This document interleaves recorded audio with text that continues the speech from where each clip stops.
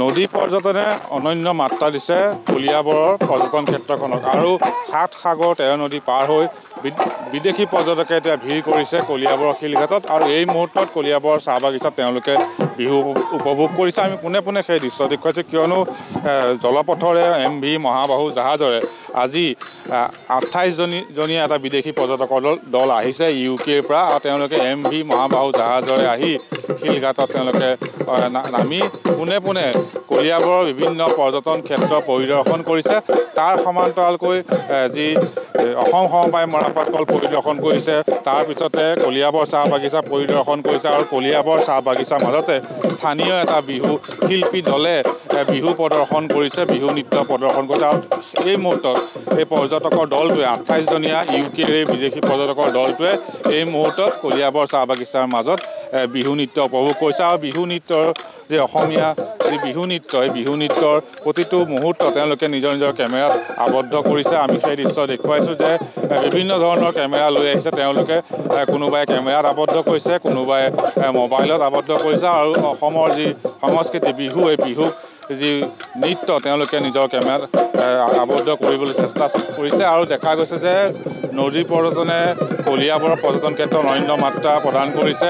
কাজিৰঙা দৰ্শনৰ বাবে অহা বিদেশী পৰ্যটকে পোনপ্ৰথমে কলিয়াবৰ শিলঘাটত জাহাজৰ পৰা নামি স্থলপথৰে বিভিন্ন বাহনেৰে কাজিৰঙালৈ যায় আৰু তাৰ পূৰ্বে তেওঁলোকে এই কলিয়াবৰৰ শিলঘাটৰ যি পৰ্যটন ক্ষেত্ৰসমূহে পৰিদৰ্শন কৰে। সেয়া অসম সমবায় মৰাপাট কলেই হওক বা যি কামাখ্যা দেৱালয় হওক, দ্বিতীয় শক্তিপীঠ কামাখ্যা দেৱালয় হওক, তাৰ সমান্তৰালকৈ কলিয়াবৰ চাহ বাগিচা, যি কলিয়াবৰ চাহ বাগিচা ব্ৰিটিছৰ দিনত স্থাপিত, সেই চাহ বাগিচা তেওঁলোকে পৰিদৰ্শন কৰে। কেনেদৰে চাহ উদ্যোগ অসমত গঢ় লৈছিল বা অসমৰ চাহ উদ্যোগ কেতিয়াৰ পৰা সেইসমূহ এই পৰ্যটকৰ দলক ইয়াত থকা টুৰিষ্ট গাইডে তেওঁলোকে বুজাবলৈ চেষ্টা কৰে। তাৰ সমান্তৰালকৈ যি অসমীয়া এই বিহু নৃত্য, সেই বিষয়েও তেওঁলোকক তেওঁলোকে জ্ঞান দিয়ে যে এই বিহু নৃত্যৰ বিষয়ে তেওঁলোকক জনায় বিদেশী পৰ্যটক দলটো আৰু যি গাইড আছে টুৰিষ্ট গাইডে সেই কথা তেওঁলোকক জনাবলৈ চেষ্টা কৰে। আমি দেখুৱাইছোঁ এনেদৰে পৰ্যটন ক্ষেত্ৰত এক অনন্য মাত্ৰা প্ৰদান কৰিছে নদী পৰ্যটনে আৰু দেশী বিদেশী পৰ্যটকে এতিয়া ভিৰ কৰিছে কলিয়াবৰৰ শিলঘাটত। আৰু আমি দেখুৱাই আছোঁ এই মুহূৰ্তত কলিয়াবৰ চাহ বাগিচাত এটা বিদেশী পৰ্যটকৰ দল আহিছে। তেওঁলোকে এই মুহূৰ্তত চাহ বাগিচাত যিহেতু বিহু নৃত্য প্ৰদৰ্শন কৰি থকা হৈছে, সেই দৃশ্য তেওঁলোকক উপভোগ কৰিছে আৰু যি অসমীয়া বিহু নৃত্য, সেই বিহু নৃত্য উপভোগ কৰে। ইয়াত যিহেতু এই পৰ্যটকৰ দলটোক লৈ অহা টুৰিষ্ট গাইড আছে, আমি টুৰিষ্ট গাইডৰ পৰাই আচলতে জানিবলৈ চেষ্টা কৰিম কিমানজন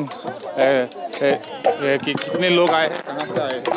28 लोग हैं और UK से हैं सब कोई।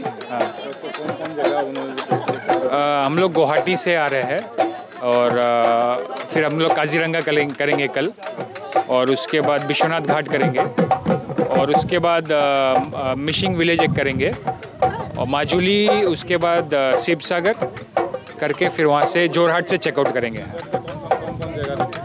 सीलघाट में जूट मिल देखा हमने और ये टी गार्डन में आए हैं। Thank you.